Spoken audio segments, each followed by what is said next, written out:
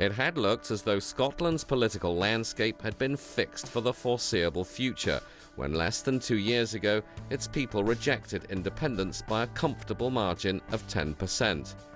The current referendum on EU membership has barely caused the Scottish to break their stride or stir their emotions.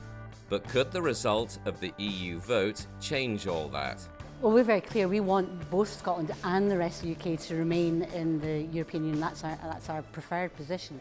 But in the scenario that the rest of the UK wanted to leave and Scotland wanted to remain, that would cause, a constitutional, issue that would be of serious concern, and we would have to think about the consequences of that. The specific consequence that's being threatened is a second referendum.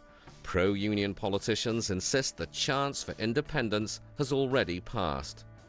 Scottish people, of course, knew that there would be an EU referendum at that point when they were voted. If they were really that bothered, they might have voted another way, but they didn't.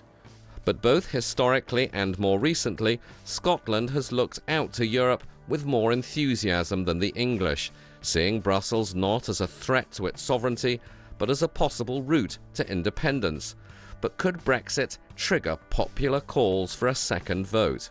If we had to leave without us wanting to leave, then that would trigger another referendum, I think. Not necessarily. I think that question was answered not that long ago. However, I think Scotland will be independent in the next 10 years. But even if there were surging demand for a second referendum, and that's far from certain, having one wouldn't be easy. Edinburgh would need approval to hold one from London, and for Brussels to make clear it would accept an independent Scotland. There is no doubt that the hurdles that would have to be crossed and got over before Scotland could become independent in the wake of a vote for Brexit are very substantial, and it's by no means going to be automatic that if the UK votes to leave the European Union that Scotland is going to be on a path to independence tomorrow. There's an awful lot that will have to be settled before that possibility was actually realised. Ultimately, though, the decision will be a political one. Everyone's agreed on one thing: the Scottish National Party won't call another referendum unless they're absolutely sure of winning it.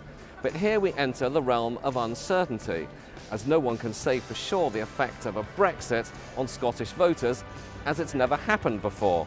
And depending on the outcome of the vote in a few days' time, of course, we may never know. Rob Watson, BBC News, Edinburgh.